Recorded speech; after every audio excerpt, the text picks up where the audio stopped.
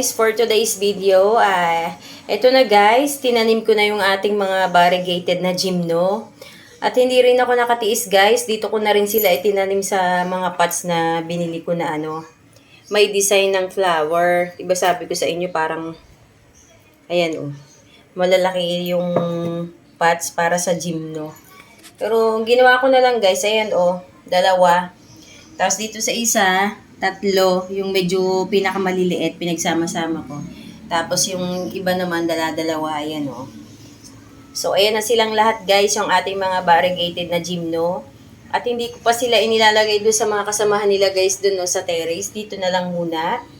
Pero, maliwanag dito guys. At saka laging nakabukas ang aming pinto dyan. So, lahat ng liwanag nakukuha naman niya. Kaya, hindi ko pa siya ini-introduce sa labas. Kasi bagong tanim nga siya. Kasi pag nilagay ko agad siya dun guys, sobrang init. Tapos ay medyo naambun pa minsan-minsan. So baka hindi siya maganda. So dito na lang muna siguro mga 1 week saka ko siya ilalagay doon. At habang naghihintay sila na medyo maging okay, dito na lang muna sila sa pwesto na to. Total maliwanag naman dito guys. At okay naman din. Nakaka-receive naman sila ng hangin. Yun nga lang yung hamog sa umaga, sa madaling araw. Hindi nila nare-receive kasi sarado na to. Pero okay lang yun.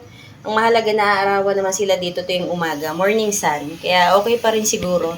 At sana mapalaki ko to. Tapos ang ginamit ko nga pala guys na pamis, ito Kasi ang dami ko pang ganito. So dapat pala white para mas magandang tingnan. Kasi parang kakulay din siya nung pots. So hindi siya masyadong lutang na lutang. Ang kagandahan, magaganda yung kulay ng mga gymno, kaya parang ang ganda rin nilang tingnan guys. So, ayan So, sana lumaki agad sila. Kasi medyo maliit siya guys pero ang ganda talaga makulay. Ayan guys ang gaganda nila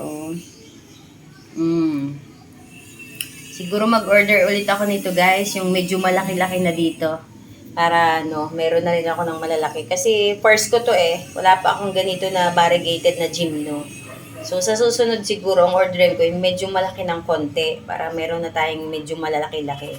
Kasi mga baby to So hanggang dito na lang guys. At ito na yung update ng ating mga variegated na gymno. Tinanim ko na sila. Waiting na lang tayo kung kailan sila magkakaugat at makakabawi dito sa lugar namin. Sana mapa-stable ko to at hindi sila mamatay. Sana lalong gumanda ang color nila. Bye guys!